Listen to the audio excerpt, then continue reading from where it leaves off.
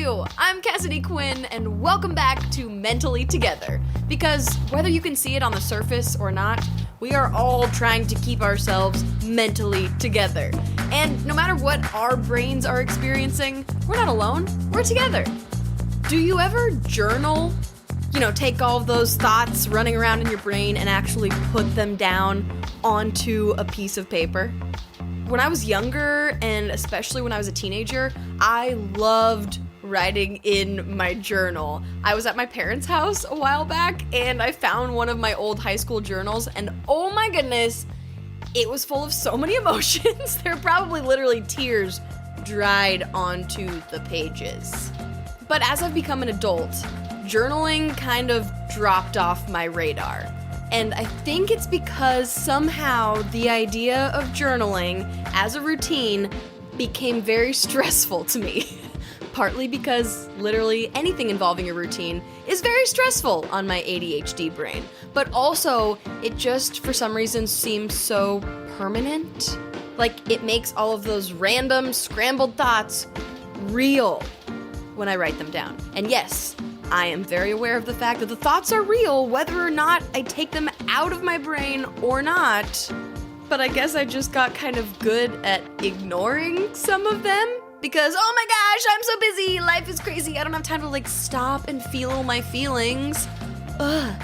Anyway, recently I have rediscovered my love of writing in my journal. It's become kind of, you could say, part of my morning routine the past few weeks. I just play a 5-minute song off of my phone and I write out the thoughts in my brain in just true brain dump, no format style.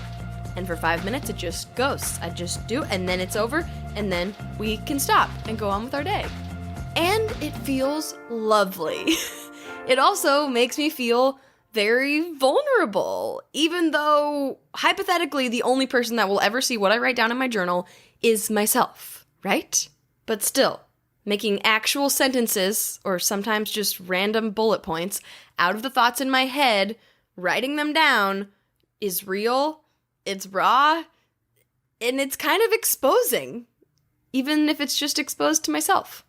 We're gonna get intellectual here for a second, because Merriam-Webster, the dictionary, defines vulnerable as capable of being physically or emotionally wounded, or open to attack or damage, which sounds kind of terrifying, but they also define it as, one more thing, liable to increased penalties, but entitled to increased bonuses after winning a game in bridge.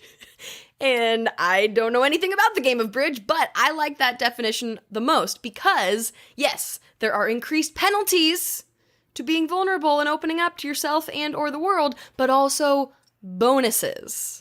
And from my experience, these bonuses come in the form of self-discovery, self-understanding, and just feeling more like myself in general. Speaking of being vulnerable, my guests, and yes, there are multiple, on the podcast this week have essentially made an entire career out of it. It's We Three. We Three is a band of 3 siblings from McMinnville, Oregon. You might know them from their albums, including Dear Paranoia, Sincerely Me, or We're All Messed Up, But It's Okay. Or you may have seen them on America's Got Talent. Back in 2018, We Three made it to the semifinals. For their audition, the 3 of them, Bethany, Manny, and Joshua, sang a song called Heaven's Not Too Far, which they wrote from the perspective of their mother, who passed away from cancer a few years ago. I have watched that audition and listened to that song so many times, and it makes me cry every single time. Honestly, I can't do it justice just trying to describe it to you in a couple of sentences. So right now, pause this episode and go search for We Three, Heaven's Not Too Far, listen to the song, and then come back. I'll give you a moment. Okay, are you back? Of course, that audition was just the beginning of We Three sharing their vulnerability with the entire world. Since then, they have opened up about so many more of their emotions and insecurities in song after song, connecting with an audience all over. I got to interview the band a few times on my former TV show in Portland, but I never got to ask them so many questions that I really wanted to know the answers to, like the stories behind these extremely vulnerable lyrics they shared, and how it feels to share their deepest feelings with the world. Now, some of their songs do discuss serious topics, including suicidal ideation. So, as always, if you are experiencing any of those feelings yourself, please reach out to a professional for help. You can always reach the National Suicide Prevention Lifeline at 1-800-273-8255. Now, let's get into this episode with their siblings that are really great at working together with me. Welcome. Thank you guys so much for coming on the podcast and hanging out with me. Thank you for having us. We're stoked to be here. It's always been so awesome to talk to you guys on live TV, but I'm excited now to actually have like more time because you guys don't shy away from serious topics in your music. Like you do the whatever the opposite of shying away from, you just like that's mostly all that you do, and that's kind of where you guys really got started and how you guys got so big, because people probably remember you guys on America's Got Talent and you sang a song that made probably most people at home cry. But that song, Heaven's Not Too Far, it's beautiful, it's heartbreaking, and it seems like kind of opening up and doing that in your music is what really connected with people. Is that how it feels to you guys? 100%. That wasn't the goal at all. Right. We were just trying to make everyone cry. Yeah. Exactly. We went into it with an agenda. No, not at all. We went into it honestly thinking that none of that was going to come across well because it was too personal. You know, I feel like people want to, when you put out a song, you don't want to have it be very personal. You want it to be slightly broad so everybody can relate to it. And obviously we didn't do that. This was very specific. But it just kind of proved the point that we all go through the same stuff. It doesn't matter. Like most people that you go and talk to are going to relate to you in some aspect. And so that's why we've never shied away from being as personal and specific as possible. I didn't think about it like that before, where it was like literally the song was so insanely specific. I actually was concerned that people who didn't have the exact specific experience would not be able to relate, but it's the opposite. I think because of how vulnerable the song was, more people did. I don't know. It's just an interesting thought going into it. I feel like music does a good job of that. So the song can be super specific, but the fact that it has a melody, it has harmony to it and rhythm to it, it's like a little bit more universal than maybe. For sure. Yeah. Is that the kind of music you guys were always creating? Like before you went on America's Got Talent and everyone saw that display of your feelings and emotions, obviously, but has that always been where you've gone to in your music? I feel like we're all like intense people and just so like maybe a little bit of both, but I feel like we've always been like working and writing stuff that's honest and that's like kind of intense sometimes, but then it's not always like that. There's tons of fun songs as well. So yeah, I don't know. Yeah, I think it's always been there that like it was songwriting and music and stuff has always been a form of therapy for, you know, me specifically, all of us. But just in specifically like writing songs, like it's just kind of what we did, it's just what we do. And so naturally you're going to be a little more vulnerable when you're doing that because you're trying to get out the things that you can't say to people in person, like in a normal conversation. Yeah. So you can say all those things that, you know, are a little bit deeper and darker and harder to talk about. So I do think though our fan base that we gained from the show and just like past that point, they really loved the songs that maybe we didn't necessarily know that they would. So I mean, I think it does help give us freedom to like, oh, okay, I can. Oh yeah, go I don't there. feel trapped at all. Or, like to continue to write, you know, I think for that niche. And I think our fan base has been really good. Is that what you're saying? Well, I guess I mean probably the opposite. Where it's like literally they loved the songs that are really, really hard to sing about so much that we've just gone further into that. Sure. Maybe not even realizing that they like encourage us to keep writing. Literally just as a completely opposite. Well, I think that too. Yeah. So. Well, it's definitely a reciprocal. Like they inspire us like so much, and it's just crazy what they have. I mean, we honestly 2020 has been awful for so many people, and I feel like they have really helped us like get through it. It's crazy. We've gotten Christmas gifts from people from London. Oh my gosh! And it's amazing. It's beautiful. So we're very grateful. Well, and you guys have obviously a huge fan base that I'm sure spans tons of different age groups, but a lot of your listeners are like younger people, right? Like teenagers, early 20s, and that's a huge, I mean, mental health is a huge issue, and emotions and feelings and actually getting them out is huge. There's a lot of people, you know, grandparents that haven't figured out how to express it, but if you figure it out when you're a teenager and you listen to your music, seems like a really good demographic to reach with that too. No, totally, just like tell them it's okay. I mean, you literally had an EP called We're All Messed Up, but it's okay. I mean, the message is very clear. Yes. When you guys were teenagers, were you like this? Did you open up about your emotions? Did you guys connect with each other and you're like, you know what, siblings, I'm really feeling sad today? Or is this kind of a message to yourself too? We're not good at talking to each other about our emotions. Like a song will come out and be like, oh, that's how you feel. Do you each write songs? Like, I feel like I hear Manny talking about writing songs the most, at least. Do you guys all write lyrics to the songs? Oh, yeah. I think that he just like takes it to a next level in terms of songwriting. Yeah. But we all definitely I think grew up. He wrote the first song. I remember specifically, he wrote a song when he 12 was the first time you showed us a song. 11, and I was like, oh, I didn't know we could do that, because we always just covered songs.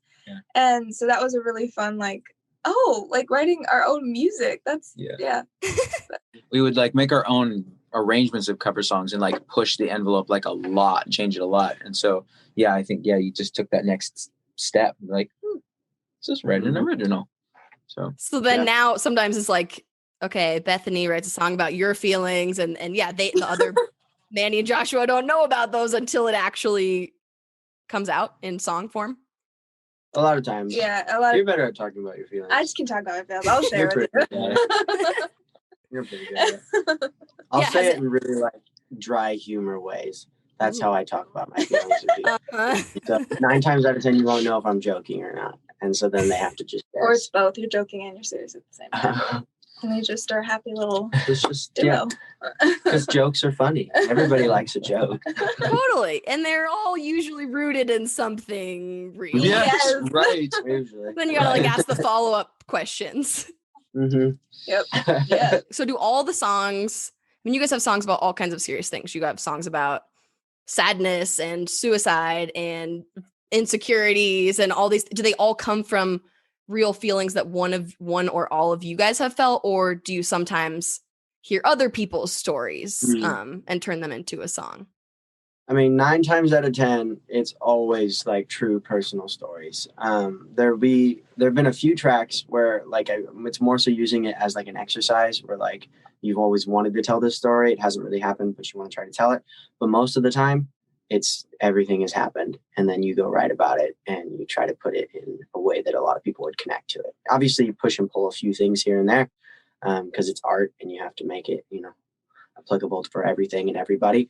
But for the most part, it's all true stuff. That's the only way I know how to do it. Do you ever you said you were nervous, like before America's Got Talent, if people would connect to such a specific sad story, but when you're just opening up and sharing any of these sad, serious, vulnerable feelings, do you just get nervous to share them in general with the world?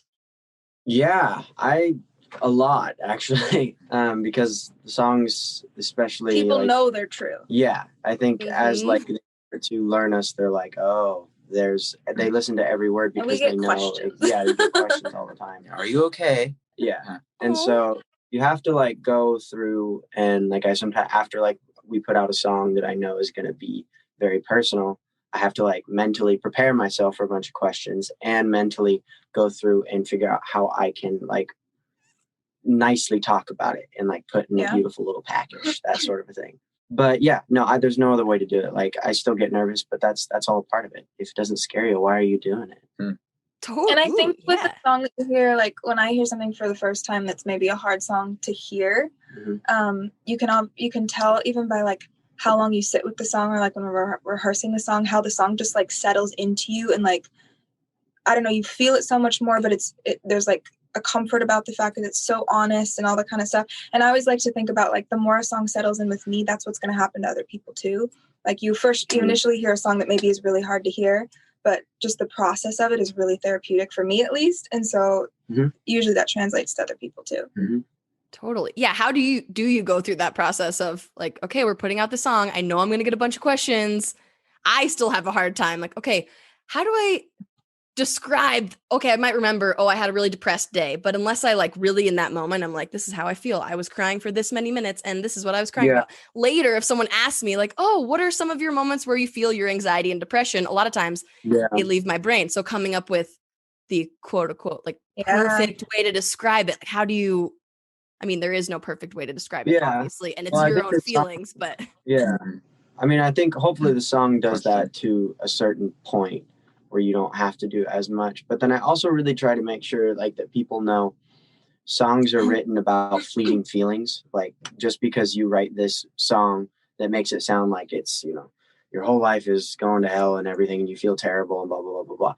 It's like, that's a feeling that could have lasted 5 seconds. Right. And so like we're writing about those tiny little anxiety moments. It doesn't mean that my life is falling apart. It doesn't mean that I feel this way all the time. Right. And so that's honestly a lot of times what I'm telling people, because like people take songs so literally where like you say one line and they run with it, which is amazing. I'm not complaining at all. I love it. Right. But you just have to remind them sometimes that was a 5-second feeling. That was an evening where I felt really bad. And we've all felt those feelings. Exactly. And then you wake up the next morning, you're fine. And you make jokes about it again. That's right. Exactly. Then your siblings are like, are you good? Are you sure? Have you guys learned a lot about each other through hearing the songs that each other writes? Like, I mean, you said, oh, I didn't know you were feeling that way. But what are some of the things that you've learned about each other and your feelings and your mental health? That's a good question. I would say so. Yeah. I think we keep learning about each other through interviews, like through people asking questions and then songwriting, all the stuff. Yeah. And I think we're learning about ourselves too. Because like I heard you say it first. Songwriting is like your journal. So I think, you know, as you're writing the song, you're like, oh wow, yeah, okay, that's how I feel about this. And sometimes stuff comes out and you don't really understand it. And then just as time goes by, you're like, oh, that's what that feeling was, or that's what I was trying to get out. And so, yeah. I know for myself, I probably should journal more. I think it would be super helpful. But what advice would you have for other people who maybe they need to get their thoughts onto some paper? Yeah. I feel like everybody does it so I think that's an important piece is like, when you say journaling, like that always intimidated me because it was like, that's way too much structure. Like it has to be beautiful. And like the first image that comes into my brain is like someone finding the journal like 50 years from now and it all has to be perfect and like beautifully said and all this stuff. And like, that gives me so much anxiety. And so I would never do it. So how I've done it is just literally write down the exact thought that's in my brain, whether it makes sense or not, or whether it's me just swearing 40 times, like do that. And then you'll go back through things and you'll look crazy, but sometimes you have gems in there. And then sometimes some of those turn into songs. So, but I don't know. You guys probably have different answers too. I don't like structure in journaling, I guess. I think I've started doing it more as like a daily thing, and I wouldn't even call it journaling. Like it's just, sometimes it's like 2 sentences. But I do just like when I'm drinking my coffee, I will sit down with half of it's my to-do list.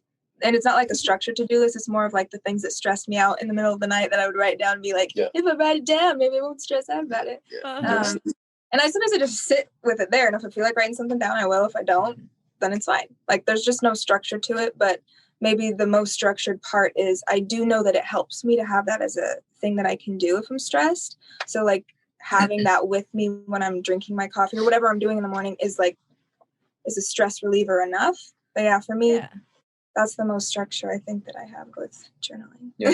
Yeah. And I think I'm really similar. At first, when I decided that I wanted to at least try journaling, the same exact thing. I was like, oh, I don't want to do it because everybody's going to read it, you know, when I die, and then it has to be perfect. And so I just kept putting it off. But now I'm in a spot where like, I'll actually use it for art. And so I'll actually just write something. And sometimes it looks nice. Usually my handwriting is not great. So usually it doesn't look nice. But it's just what's being said, you know? So that's, I think, the most structured that it'll get. But lately, I mean, I'm just like throwing stuff in my phone, just thoughts and snippets, just like you were saying, just get it out there. Yeah, my phone is full of so many random notes of thoughts from my brain that make no sense. Yeah. It would look so crazy if we were to go back to our phones, our notes. Right. Anytime someone like wants to look through my notes, I'm like, all right, Don't do it. beware. Like, it's not going to be pretty. Yeah, So. get ready for lots of questions afterwards. Yeah, I'm not answering exactly. any of your questions. Yeah, I love hearing you guys talk about journaling in that way because I think a lot of times for me, I definitely put pressure on myself if I'm going to start something like that. Like, okay, now I have to do it every day and I have to write all of my feelings down. But A, that's not realistic. And B, a lot of times for me, if I write down a little thing, then the rest of the feelings are still there. Like if I can look at that 2 sentences that I wrote, I go, oh, okay, yeah, I remember how I was feeling. And it you have to have literally everything written down. The other thing that I think is important, and it really does help and like really makes you propel, is like manifestation and like writing things down. Because it really simplifies things. Like you don't have to come up with a new phrase a million times, like and try to write down a billion things. It's just the same line. Whatever you're trying to manifest in your life, you just write it down over and over and over and over till it becomes like mundane. But then it's so instilled in you and it's always in your brain. I recommend people do that all the time. And then find the things that serve you too. Like something for a bit might be really good. And then something you're like, that's not really helping me. Like I wake up feeling like, oh, I have to do that thing. If you feel that way about something that's supposed to help your mental health, it's probably not serving you right now. And so like, do something different. There's it's not supposed to stress you out. If it stresses you out. It's not supposed to stress you out more. Even though everyone's like, there's so many lists on TikTok. It's like, you got to do this, you got to do this, and then this. It's like that. No. Like, there's probably goodness in those. Do this. You could do this. Yeah. Find something that works. If it changes, cool. If you keep the same thing, cool. I love doing that. Like, I'm aggressively like, I'll write the same thing over and over. Yeah, that's good. Like Harry Potter, and then it appears on your arm. Yeah, there you go. Wow, you guys are really manifesting some magic over there. Yeah, it's getting intense. What do they put in the water in McMinnville? What are some of the things that you guys do for your mental health? Whether it's a ritual that you did for a little bit and now it wasn't serving you, but maybe it would help some other people. What are some things you could do for your mental health if it feels good? I have loved in the past, I don't do as much anymore, but I've loved I loved setting my timer for 5 minutes and just like, whether you call it meditating, whether you call it praying, you just chill and you just don't think about the list. You don't think about the stuff. As I'm a recovering workaholic and my brain just goes a million miles an hour, all these different things. It's just ridiculous. And it's not productive at all. It's counterproductive. So one of the things that's been helpful for me is that, but I had to set the timer. That was really helpful. I know it's kind of silly sounding, but for me, it was super helpful because if I didn't, then I think, I can go longer. I can do 10 minutes. I can go longer. And it would never end. And I always felt like I wasn't doing it enough or I wasn't good enough. I wasn't, so setting that timer for 5 minutes and just starting there, it's like, boom, okay, I did it. And what do? You just like sit there and think your I just thoughts? Breathe. I count my, I try not to. I count my breaths if I need to. And I just like relax my mind. So it's just like the same thing as relaxing your body, instead of like, because I feel like my mind's like jogging all the time or sprinting all the time. It needs to chill. Anyway, so that's my chill time for my mind. 5 minutes of chill. I like it. Yeah. Chill. It's grown since then, but yeah. I just go on walks, honestly. It's super simple, but I try like not to bring my phone if I can. And just like, I don't remember who I was watching, but someone said, like, if you are stuck on a decision you have to make, a problem you have to solve, whatever, he was like, put away your phone and just go on a walk. He goes, it gives you a totally different perspective and you just have time to think and like connect dots without distractions. And so that has been very helpful for me. And you're not thinking like, ooh, I should take a picture of that flower and post it on my Instagram. No, Instagram. Exactly. Because you don't have your phone. Yeah, exactly. So I like walks. It's simple, but effective. Yeah, like an actual physical like when you move yourself into a different place, your whole perspective changes. It's true. Oh, yeah. And I forget that, but then just literally you can get in the car and you're also like, oh, I totally figured that whole thing out. Like, I'm going to be fine. I like to stretch, though. I've started doing like a 5 minutes. It's not 5 minutes. I don't know what it is. It's just a chunk of time of stretching. Whether I do it at night, like I usually do it in the morning, And it has nothing to do with any fitness goal or anything like that. Like, I'm not trying to become flexible. I'm not trying to, but it's just like somebody said, it's like you check in on your body and you check in on like every ache and pain and what's, you know, maybe you're sitting too long and this part of your back is hurting. I don't know. And then just like breathing while I'm stretching. And I'm really not flexible, but like I really like stretching. So I've been doing that a lot lately too. And it started out because I guess I'm getting old. My back hurts all the time. So I'm like, oh, my hamstrings, I guess, are really tight. So it started out as like, if I do this every day, then my back will hurt and my hamstrings will be less tight. Great. But then it quickly turned into like, wait, this actually just feels really good and makes me productive and relaxed and just, I was with my parents last night and I was just laying on the floor stretching. And my dad, after 10 minutes, was like, okay, you've made me jealous long enough. I'm going to get on the floor and stretch with you. Yeah. it feels so good. It does. It really helps your like your mind and your body to like get on the same wavelength, like catch up to each other because they're so distant sometimes. Yeah. I've been enjoying like putting on music, whatever like emotion I'm feeling that day. Just put on music and then lay there and stretching. Because I started out, I'll stretch while I watch some stupid TV show, which works, but for me, it worked better if I just like have music to kind of zone out and just feel. It's really interesting. Sometimes when I'm working out, like full on working out, I'll listen to like meditation music. It's super weird. And the first time I did it, I was like, something's wrong with me. I'm broken. No, like, why is this working so well? It almost like just made me focus in more. And it's not always, it depends on my mood, but it's an interesting thing to try because it's so, the opposition there is so weird because your brain is so relaxed, but your body's like dying. It's really interesting. So you didn't start like running in slow motion instead. You're like, exactly. It's actually what you're doing. If anyone watched you, they'd be like, why is Manny working out so He's tripping right now. But he's lifting so much. He thinks he's getting a great workout, but he's actually just moving in slow motion. Do we tell him? That's so funny. Just let me be. Let me think I'm really cool. Have you been putting off a visit to the doctor for way too long? Yeah, I do that too. And when I finally do call and make an appointment, the doctor's office usually tells me the next available appointment is months away. That's why I've started going to Zoom Care. With locations in Oregon, Washington, Idaho, and Colorado, Zoom Care offers same-day doctor visits that you can book online or from their app. Yep, you don't have to talk to anyone on the phone. They even offer mental health visits, where you can speak to a board-certified mental health provider in person or through video.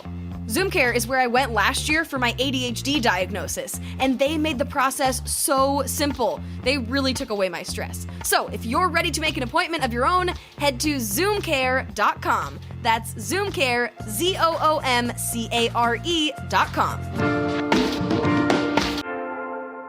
Does grocery shopping stress you out? Do you order takeout way too often? Let me tell you about something that has really helped me combat both of those things. Instacart. With my ADHD and anxiety, sometimes the whole process of figuring out what to make for dinner, then getting the ingredients, and then actually making it seems like a lot. So now I have cut out one part of that process by shopping on Instacart. I can go online and search for exactly what ingredients I need, pick out the best deals, and then wonderful human shoppers will go out into the world and hand select everything. You can even order from multiple stores at the same time. Then it's delivered to your door in as fast as 1 hour. Oh, and probably my favorite part is that all of my orders are saved in Instacart. So then the next time I order groceries, I can just click and reorder my usual stuff. It's amazing. Is it weird to say that online grocery shopping has helped my mental health? Only if it wasn't true. To get free delivery on your first order over $35, click the link in the show notes. It lets Instacart know we sent you, gets you that free delivery, and helps support our show. Now, back to the show. So it's super interesting to hear you guys talk about song lyrics and specific songs and how your fans will ask you about these specific feelings that, like you said, they can be fleeting. It maybe was something that I felt for 5 minutes and maybe I feel it for 5 minutes every week, or that was a one-time thing. What are the big things, whatever you're willing to share, that you do struggle with on whether it's daily basis, just a recurring basis? Maybe this is sibling therapy. Just kidding. Yeah, I'm not a licensed therapist at all. But yeah, what are some of the things that you guys do struggle with that you're willing to share? Sure. Who wants to start? Mm-hmm. I'm looking at you, brother. Oh, you know? Okay. So I'd say right now, because it changes, Mm-hmm. it's that when things get busy, I struggle a lot with anxiety. And I didn't know for a long time. I didn't know that that's what it was. And again, it's just that always thinking what's the next on the list. And in college, I got into this habit because I had so much going on. I got into this habit of every free moment, every time I wasn't doing anything, I would check my list. So, okay, I can do this homework. Oh, I can do this. I can practice this song. I can do it. And so I got into that habit, and my mind still does that. And that's part of the meditation thing that I've been trying to do, is just to kind of break out of that. But every now and then that'll kind of creep back in. And so the mind's just always going. And for me, that just triggers some anxiety. And it started in my chest and breathing issues. And then it's gotten into my gut, and it's just like cramps and just really bad. And so it's interesting how the mind, it started to like manifest physically. Yeah. You know, how the anxiety can start to manifest physically. And so for me, something right now, I'm really trying to work on that. And so I'm kind of going back to those practices that I stopped doing for a little while, those meditation practices. And yeah, that's something for me. And it's like a lot of it's just stemmed in, I should be better. I should be able to do this, just tons of shoulding all over myself. And that's and expectations that I'm not living up to, all those sorts of things. And that's something I have to kind of constantly fight against and constantly be aware of. Mm-hmm. So I would say probably that's like my biggest nemesis in my life so far. I feel like some of those moments you were describing my brain. Yeah. That's what I do. And it's definitely something will always be learning and figuring out, and the anxiety will always be there. But I totally feel you on the I have a few free minutes. What can I do? Let me look at my to-do list on my phone. And the year 2020 made me realize that sometimes if you have a few free minutes, you can just have those free minutes. Like if I end up early somewhere, which rarely happens, or if I'm somewhere and waiting for something, oh my God, I'm at the doctor's office and they're going to be 20 minutes late. It's what can I do? I could send a couple emails. No, actually I could just sit here and breathe for a minute and or walk outside, like you guys said, or just enjoy the extra time and treat it as extra time and not as time to be filled with something to do as a productive human. Yep. It's so true, because just sitting and breathing and having a body that just can breathe, regularly, normally, that's a huge thing to be grateful for. And so that's something I've been really trying to find, okay, what are those, all of the good things, I just want to experience all of those good things, because there's just so many things. Life can be so, so beautiful. So anyway. Yeah. Thank you for sharing that. That was beautiful. Thank you for sharing that. Of course. Mine would probably, for the longest time, I'm 0 or 100, where I'm either really depressed or I am going full steam ahead. There's really no in between for me. And for the longest time, really as long as I can remember, that's been me. But in the past little bit, a new thing that I have never met before and learning how to deal with is anxiety. I've never had anxiety in my life, ever. It's just not ever been a part of me. I can just, if something weird comes up, I'm it's fine. It'll be good. I envy this. And so now I am learning how to deal with that guy. And I have zero answers for it at the moment, other than I know that the biggest thing I tell myself is it's going to pass. It always does. It's not going to be here forever. That thought alone helps me get through it. So, ta-da. Ta-da. Ta-da. Beautiful. Thank you. No, Thank you. and it's totally true. The whole, it gets better. It sounds so Yeah. cheesy, but No, but it's true. you're really It's a not going to fleeting feel that moment. way forever. No, Right. feelings are so temporary. They really, really are. And so I think as long as you remember that, no matter what, they're going to pass, and you're going to be fine, and you're going to feel good again. Yeah. So I feel like feelings sometimes are like pain, or just like an indicator that, hey, you might need to look into this. Oh yeah, This yeah, might yeah. be a problem. it's very prophetic. Okay, Bethany, your turn. Okay, I'll just be very in the moment. So at the moment, I'm not sleeping well. And for me, it's, I didn't used to call them panic attacks because I don't feel like it's a panic attack. But one of my friends one time was like, I think that's a panic attack. And I was like, okay. But right now it's just more of like a solid 3 a.m., 4 a.m. wake up call where my brain wakes up. And then I do worst case scenarios in my head. And it's usually, I know what I'm going to stress out about in the moment. I can tell it's coming. And it's like 3 or 4 things in my life that just take me down a train of thought. And it's the same every single time. And I know it doesn't make me feel good. And I can't go back to sleep because I have to somehow in my sleepy mind, I think I can figure it out. And I think I can find the solution to make myself calm down. You just can't do that in the middle of the night. And so I'm in the process at the moment of reminding myself before I go to bed, hey, if you have that, whatever one of those trains of thoughts in the middle of the night, you can't figure it out in the middle of the night. And so if you can catch it before it starts, I've been able to like practice like telling myself before I head down the icky thought train or whatever that this is stupid and you can't figure it out right now, and wait till the morning, and 10 minutes after you wake up, you'll be like, that was so dumb. So it's just like, it's like a process that I have to like work through the same thing again. Because then there are times where I sleep great and it's totally fine. But I'm just like entering into that time again where it's like the 4 a.m. wake up calls. But I mean, it's very specific. And I try to tell myself that it's routine. Like 10 minutes after like my mind's most awake, I can honestly talk myself down from every ledge that I was experiencing in the middle of the night. So I know, just wait, make it till the morning. You'll be totally fine. You'll figure out all the issues that you thought you needed to figure out at 4 a.m. and it's great. So it's more so just like reminding yourself that it's okay, like talking yourself through things, which can happen obviously in the middle of the day too. But for me, it's 4 a.m. It's my time. It's real great. Lovely. Great timing for I know. that anxiety to pop up. We need to make a t-shirt that says icky thought train. Yeah, I like the icky thought train. Leaving it living. I said icky, and I was like, I never say the word icky. But icky thought train. Icky thought That's train. good. Leaving the The name station. of the Genuine next purpose album. for you. That's good. Leaving the Ooh. station. You're at the entrance of the thought train, and it's just like it's disgusting, and you know the end of No, it. it's good. I But really then like you it. just choose to take it at 4 a.m. I love it. every time. I would imagine you guys probably spend a lot of time on social media. Is that true? Or are you guys pretty good at like putting it down? You talked about putting your phone down. Oh, everyone's shaking their Not head. very No. good.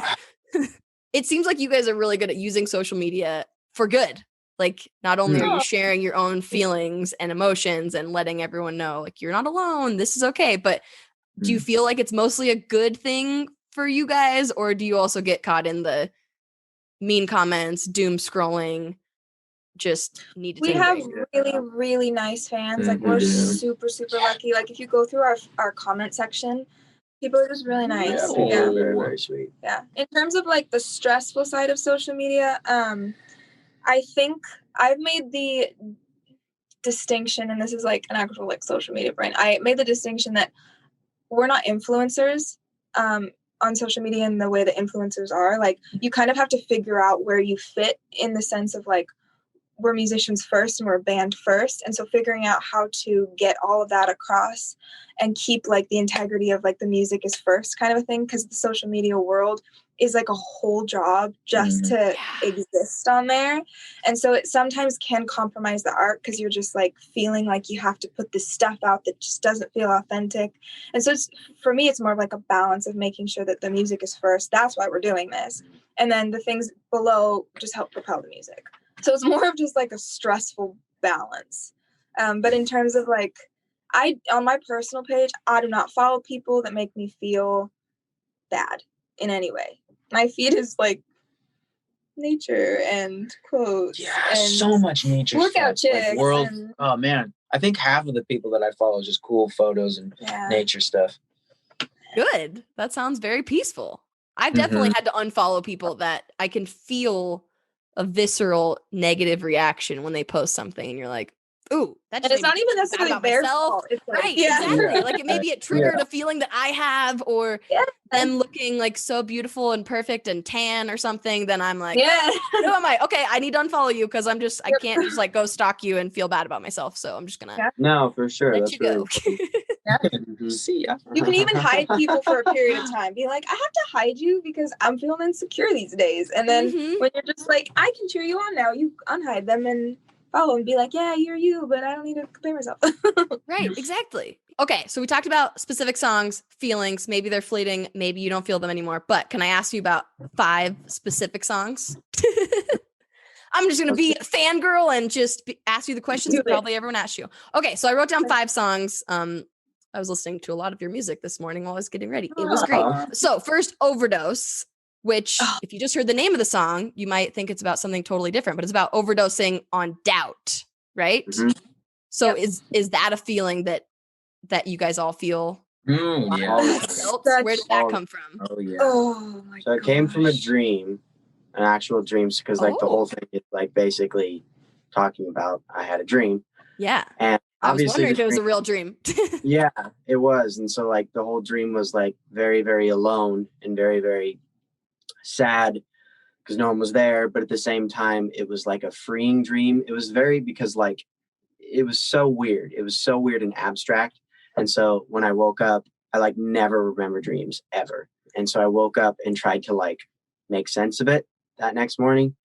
And then I went into the studio and kind of like put it into more of a, what's the word? Just a way that people would understand it. But it all stemmed, less dreamlike. Because if I went with what exactly happened in my dream, it's like, what is this? I didn't know this came from an actual dream. This makes me love this song so much more. Oh yeah. Well, like I knew it was inspired by it, but like I didn't know. Yeah, no, it was an actual dream.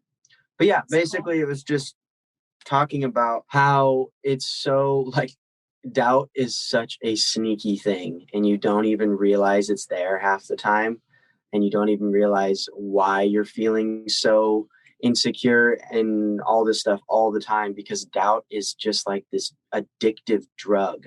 For me, it's like this thing that you go back to as a crutch. It's like when you feel insecure and you feel like you may not make it, you may not do a good job, doubt is that drug that you go back to and you're like, well, I don't think I can do it. I'm just not going to do it. It's fine. And eventually you do that so many times. It's your drug and you're going to overdose on it and it's not going to be good. And so that was the whole concept of the song. But yeah, it stemmed from a dream. So. Wow. Yeah. That's a very deep dream too. Yeah, it does not. And that makes so much sense. Like I've never thought about before you guys wrote the song and I heard the song, I'd never thought about overdosing on doubt and the fact that it totally does pile on top of itself. It like kills creativity. It kills everything that's good that comes from like artists and anybody who's creating anything. It just kills it. It's true. Yeah. The aspect in that song that I do like is the fact that in the dream, it kind of felt good not being sad. And that was the weird part of the dream is like, in reality, I come back and the doubt comes flooding in. But at the same time, when I'm like just dreaming and stuff like that, it's like you have this freedom of like what it could be like without the doubt in your life. It was a really interesting concept. So, yeah. Are there ways that you guys have learned to shut up the doubt, get it out of your brain and stop it from getting to an overdose? I go listen to successful things that I've done. Yeah. And remind myself that I'm good and like I'm talented and all that 100%. stuff. I look at art stuff that we've put out. I look at photos. I look at things that just made me feel like, oh, that's so good. And that's not narcissistic. Yeah. Like, that is so not at all. People will see that, but it's just building your confidence and reminding you to be confident. And it reminds you like why you're passionate about what you're doing. Like you look at that thing or you listen to that thing and you're like, I'm so inspired. I remember where we were when this happened. This just felt like we were right exactly where we were supposed to be. So it's just like forcing yourself to remember, because doubt for me is like every 5 minutes I think that everything is terrible, and so I have to just like remind myself all the time. That's good. Yeah, That's a really good. I've definitely done that before where I'm like, oh my God, I can't do anything. What am I doing? Why am I doing a podcast? And I'm like, okay, no, like I've done things in my life. Like it's fine. You push through that. It totally can just shut down the creativity. Be like, nope, I'm not gonna. Instantly. Exactly. Well, thank you for asking about that one. People haven't really asked about that song. Oh, and so, cool. Yeah, I was. Well, thanks for answering. Of course, anytime. I think one of my favorite songs of your guys that I'd listened to probably 10 times today because I was like, wait, I forgot how much I love this song. Is Nightlight. Oh, a song about just like opening up and sharing your feelings. And I wrote down one of the lyrics. It says, because saying what you felt has never panned out, like everything you think it stands out, but nothing's ever changed with a closed mouth. You guys are really good at writing beautiful lyrics. B, that's so true. It feels like you can't let out your feelings, but then nothing will ever change. Exactly. So that's like social anxiety. A lot of it's like really drenched in social anxiety. But I'm a 3. Do you know anything about like the Enneagram or personality test? Yeah. Okay, so I'm a 3 on the Enneagram, which is like I like to call them like the shapeshifter. And I think a lot of people do this. It's not just that personality, but I think when people get in social settings, they analyze who they're with, and then they alter their personality to fit into the group and different things like that. And then when you get back by yourself, you've been so many different people throughout the whole day that you're like, I don't even know which one to be right now. And sometimes you end up being the most successful one when you're just by yourself, which isn't really who you are. So there's tons of like psychological trauma that's going to kick in with that, which is terrible. And so that's really what this song is talking about. It's just like, I know you go get in these social settings and you feel super insecure and you feel weird and you feel like you wore the wrong thing, you said the wrong thing. And so you keep lying and you keep saying all this stuff when in reality, you just need to go, here's all my faults, here's who I am, and just be super honest with them. And even if that circle gets smaller and smaller and smaller and they don't like you as much, it's fine. It's fine. So it's a better circle, even if it's a small. Exactly. You want a tight knit circle with people who like you. Yeah. So I love that. Okay, then there's Lifeline, which I'm guessing that's one that was kind of maybe a feeling that lasted for a few minutes because it says, can you call my lifeline? Because I give up and I'll raise my white flag and just give in because I'm barely breathing, got no reason for grieving. That's just how I feel. And did that come from a big moment of just wanting to give up? I think that is a prime example of a very fleeting feeling that didn't last very long. And I think that's why you can hear in the lyrics, they're very just conversational. And some of it doesn't even rhyme. And they're like dramatic too. Yeah, it's like super dramatic statements. And so that was a very, very, very fleeting feeling. I'm trying to even remember the exact moment. I mean, the exact moment I heard it. Do you remember that?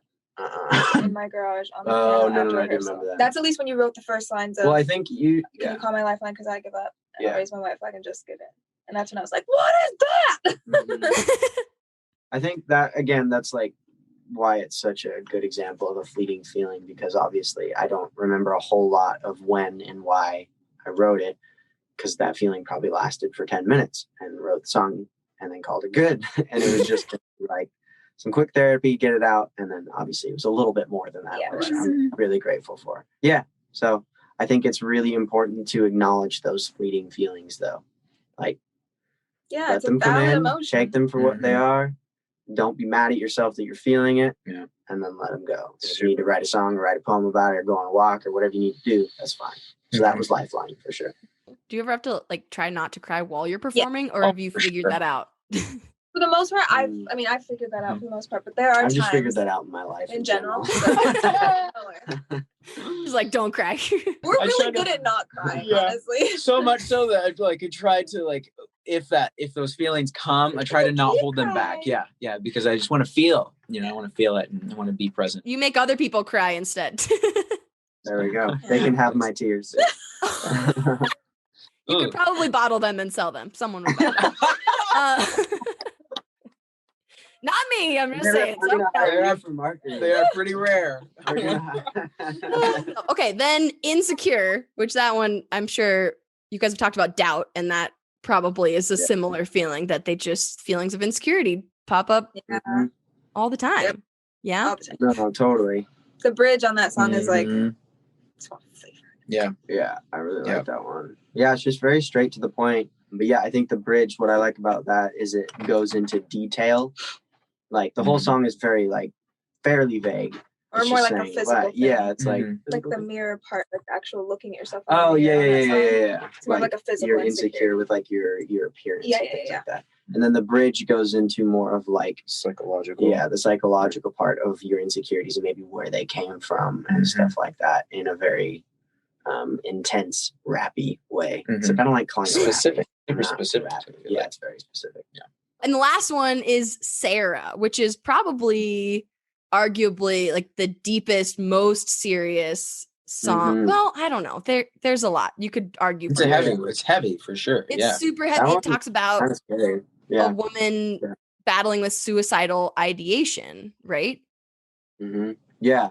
That one was intimidating to release right at first. We were all very, very nervous just because it is straight to the point. Yeah. And we hadn't, like, we'd done pretty intense stuff up until then, but Sarah was for sure way more black and white, and there was no beating around the bush. And we wanted to do that though. But that song really showed that our fan base can handle a lot. And really just, I think our society is tougher than we give everybody credit for. And they want the real raw thing. Obviously, like people want to go out and just party to dumb music that nobody cares about.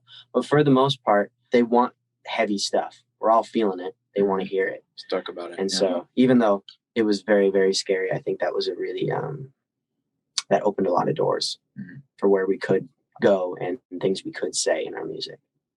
Yeah. And you guys since then have then done a lot of things with like suicide prevention and awareness. Does that come from, obviously you don't have to share anything that is more personal than you want to, or about anyone that is a personal story, but like where does the passion for that specific awareness come from? Yeah.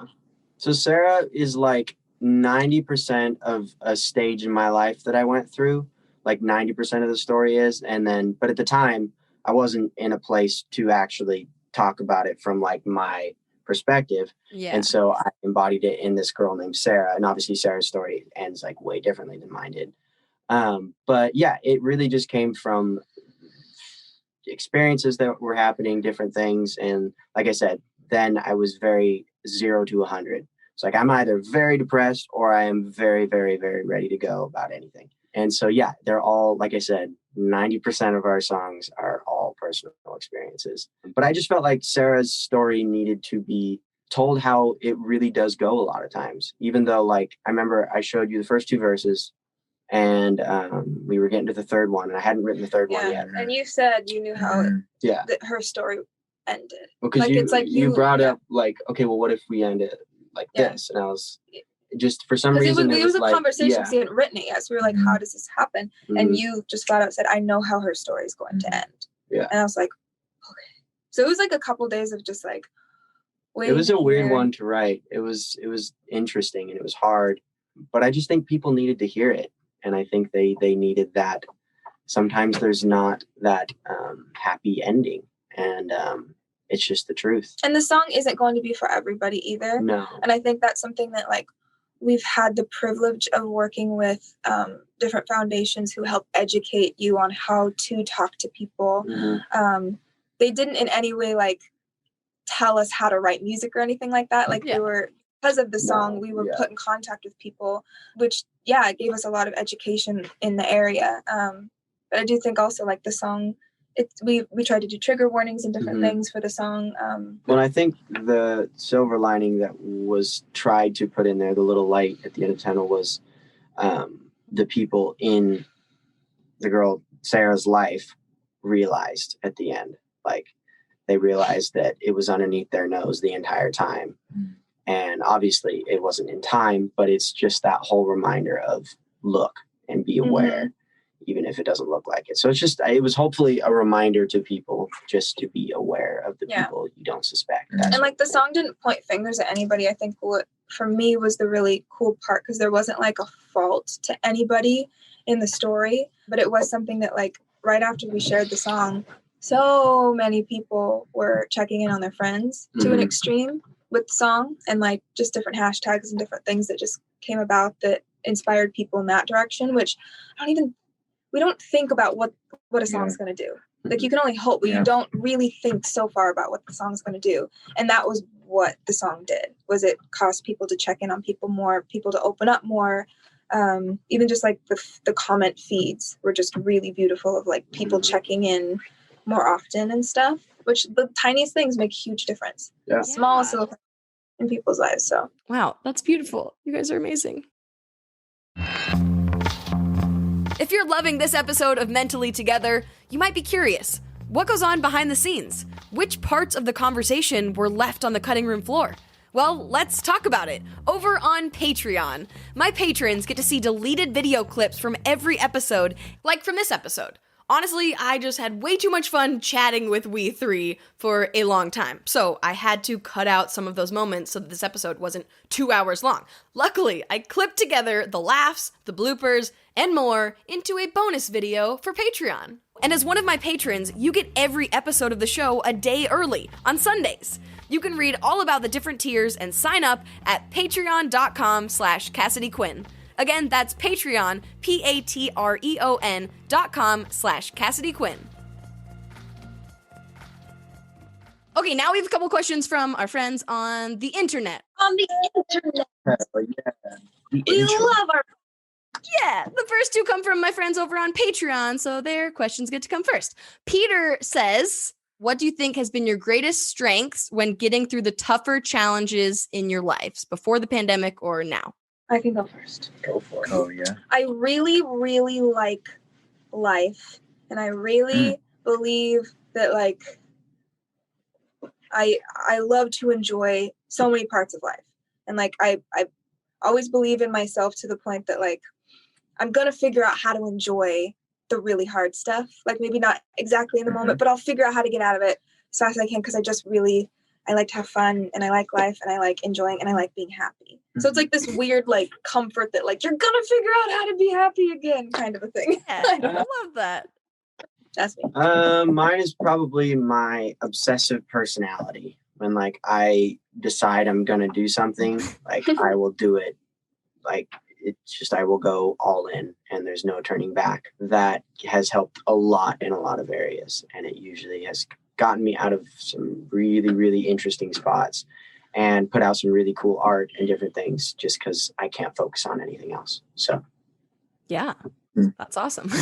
I would say, I think it's I think probably a little bit of a mixture. What you guys said, like life is just it can be so beautiful and so amazing. And so I am just really grateful to be alive.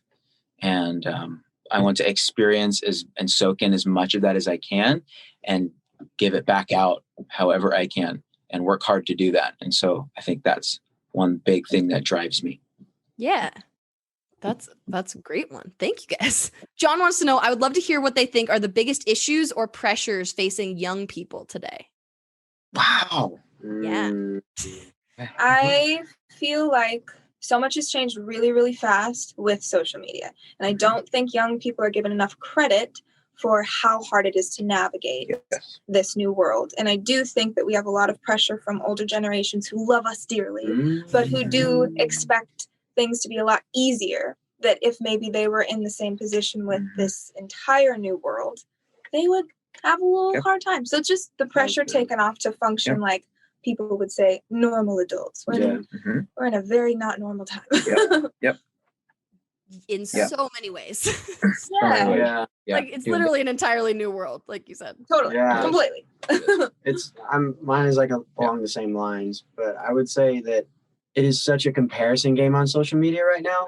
And like not only that, but the fact that like I think the younger generation, since they have grown up in this, they are gonna never see anyone really emoting true emotion or putting out like actual their raw self on social media. It's always just going to be perfect. Always curated. And so I think it's going to train people to keep everything inside and like only show your good side to even the people who truly love you and don't care. And I think that's a really dangerous thing when a whole generation is doing that. Yes. Very, very dangerous. So I would just hope that that doesn't happen. Yeah. the people see it. Yeah. Right. Well, and then For even sure. when, for me, like when I try to put raw feelings and emotions on social media, like the bad moments, then even that can feel like, okay, well, am I trying to say this in the perfect way? Yeah, That it's like, super interesting. am I too sad? Am I not sad enough? Like, what if people are like, oh my God, sure, you were sad today, but like you also have a house and you're a white lady and you know, like, Exactly. you know, there's all these things that go into it of like, no, just put it out there. Maybe just like, Yep. just put it there. There's a Like, certain yeah. point where you You just have analyze to, yourself so much, Yeah. and like we have such good intentions, but like you can overthink it. Yep. Till you die. Mhm. So you just kinda have to go. Absolutely. Yeah. What I would add would just be older generation, give grace to the younger generation. And younger generation, give grace to yourselves. Yeah. Because this technology is insane. When the wheel was first invented, tons of people, I'm sure, got broken toes, probably even like they got run over. Like it was a hard thing to deal with, right? I would imagine that. And I think it's just the same thing. Like this technology is insane. It's changed everything. It's changed the way we relate to each other, changed everything. So we just need to give grace on ourselves to just like, we'll figure it out. Just give us time. we are figuring it out. We are Yeah. totally People figuring are it out. totally figuring Yeah, we're totally figuring it out. I think it's really cool. And then community, I think, is a vital thing. We have communities, but it's not the same as like getting together in person or even, I think a lot of it can be done now on Zoom and, whatever. We're learning how to do that, but to be real with each other and to have those people who you can just share all of your stuff, the good, the bad, and the ugly, and have that small circle. I think community is vital. We need each other. Okay, last but not least, the speed round. Okay. When was the last time you cried? Yesterday. Okay. No, it was 2 days ago. I answered it. Oh, babe. That's fine. Okay? That's okay. I'm great. Okay, we can talk about it. Oh no, we have to go faster. Yeah, we took No, Next cry. question. You can talk about it. You can. No, You can say as much or as little as you want. I cried 2 times in a conversation. It was a good conversation that needed to be had. Yeah. And it was very beneficial. It was actually a very mature conversation that normally would be really not a great conversation. And I was just like, man, maturity, but I still cried because I just emote and I cried. So. Well, sometimes the best conversations are like you cry, not you. Yeah, but sometimes I'll cry at the inappropriate time where like I want a little sympathy, like, and I'm just like, that's not benefiting the conversation. So it's like I need to cry at the point where it's like, I've done the hard work and now I need to emote the fact that this is really hard. You know what I'm saying? Yeah. No, I get it. There you go. Yeah. Favorite song to play on stage? I would say right now it is Ooh. yesterday. Actually, I think Yeah, it what was was it? Insecure yesterday. Ooh. Yeah. It was fun. Yeah, It was can get really down fun. with that. Because I get to do the clapping on my little pad. It's really cool. There's a lot of clapping in Insecure. Okay, let's so each answer I that get to one though. clap a What's your lot. favorite Yeah. one on stage right now? Because we have a show coming up on the 23rd, so we're Yes. this really exciting set right now, Yes. and we're just so stoked about it. We're playing every day. I'm just so excited. Couch. Oh, That's that's so fun too. Yeah. Okay, that's totally my favorite right now too. I know.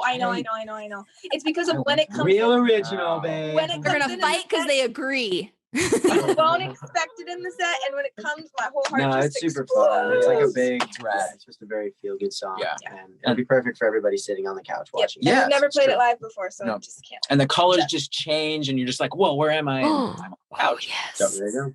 It's a really cool couch. Exciting. Okay. Yes. What are you grateful for right now? I am grateful for interviews and people who ask genuinely good questions. gonna say the same. Oh my So, gosh. thank you. Oh, again, fighting because you Get agree. that. Wow, thanks, guys. Yes. No, I just wanted you to know it's coming from all angles. Great. It's very Thanks. good. I appreciate people that let me ask them very vulnerable questions. So thank you. Oh gosh. Oh, What stuff. sound can calm you down or just like bring you joy? You hear it? Boom. Ooh. There you go, man. A fan. No, Okay. A Take fan. that away from me. not like a screaming fan, like a air blowing fan, right? Like, that might not be a calming one. No, that wouldn't be very calming. No, a fan, a wind fan. Mhm. It's That very sounds relaxing. calming. What is the best thing you do for your mental health? Playing the drum. Ooh, Yeah. Playing the drums. I would actually agree. When we get to You like play, to play the drums? no, I don't like to play the drums. But when we get Same. to play, oh my gosh, it's just so helpful. It's great. Yeah. All the anxiety goes away. Ooh, that's a Retweet. good one. Retweet? Helps your mental health when you retweet? Retweet. No, I was retweeting. what you guys Oh. said. I'm like very shocked at that. No, I don't Retweeting. tweet. Yeah, just Yes. good. So we all agree. That's We're a good okay. one. What is your favorite thing about your brain? That is a good. My favorite part about my brain is it's good and bad, but that I can compartmentalize things. Yeah, I wish I could do that. For the most part, I can just be like, I'm not going to feel this right now. Yeah. And just, it'll go away. Unless this new anxiety friend that I haven't really gotten to know yet, he's been different. He doesn't like He's to been leave. different. Sorry about that. Anyways, that's it. Dang, Compartmentalize. anxiety friend or enemy. Enemy. He's a friend, for sure. Yeah. He's a friend. Come up with Yeah. the No one's name for the helpful. mean voice in your head, and then you're like, no, Yeah. shut up. You know. Jacob. Jacob. Shake up. Ah, There it is. sorry to From all your Wong. fans named Jacob. Yes. Yeah. Okay, if you wrote a biography, what would it be called? Dealing with Jacob. No. Oh, that's That's good. a great That's title. a great name. Yes. No, it would be Let's Go. Nice. That's Mm. good. Yeah. Where are we going? Mine would be loading, or like in process. Oh, uh-huh. It actually probably would just be that. Yeah, or a dot. Yeah, something like that. Oh, yeah. Okay, the last one is the weirdest one. If you had to get something tattooed on your forehead, like it's happening, everyone is doing it now. Everyone has to get something tattooed. It's like a message to yourself when you look in the mirror or a message to anyone that walks by you. What does your forehead tattoo say? I would, because I'm gonna get this tattooed somewhere. So if I had to do it, I would just say, "Listen to your body." But I mean, I don't want to get a tattoo on my forehead. But if it was a thing, No one does, but you have to. This is a new then I world, would say, like "Listen to the your body." Hunger Games. Right. Yeah. Could I do, is this cheating? You know how they get their eyebrows tattooed? Oh, you really don't want a face tattoo? Yes. Like that technically, it's a tattoo, right? That's And cool. it's part of my, what is it called? Microblading? Yeah, I would microblade my eyebrows. That is That counts, definitely- right? That's Does it say definitely- something or it's just just eyebrow? No, See, I would it's say cheating. something. You- I would okay. say microblading No. on my tattoos or on my eyelashes. Perfect. I'd probably just get the 3 dots or like the loading. Yeah, You know? that's a good one. Loading. Hilarious. I like amazing. that It one. would help me. I think it would help me just think, yeah, you took Oh yeah, and then of course, last but not least, where can people follow you all over the internet and all the things that you're up to, the music you're putting out? We are everywhere. We3 Music. We are TikToking. We are tweeting. We are Instagramming. And then eventually getting out on tour with real people someday. one day. Yeah, hopefully. One day. Hopefully, the optimistic part of my brain is saying it's going to be this year, but we'll see. Yes. I'm feeling the Vaccines same. for everyone. Vaccines for everyone. Come to our show.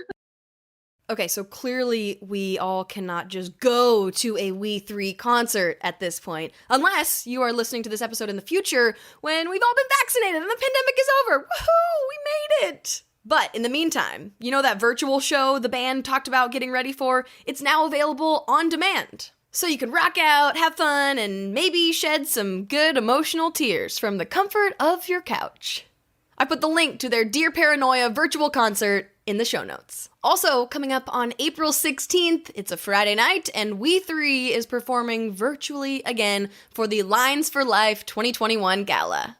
So again, the link is in the show notes. Also, since I did this interview for this episode, We3 has released another song called Secrets, which I think might be up pretty high on their list as far as most vulnerable songs they've put out. As usual, it's beautiful, it's relatable, and all about just sharing our struggles with each other because we are all just human. On that note, thank you, wonderful human, for listening to this episode of Mentally Together. We put out new episodes every Monday, so I, Cassidy Quinn, will see you next week. In the meantime, go do something nice for your brain today. Write in your journal, call a sibling, listen to some We3 music, whatever will make your day just a little bit better. Because remember, we are all just trying to keep it mentally together.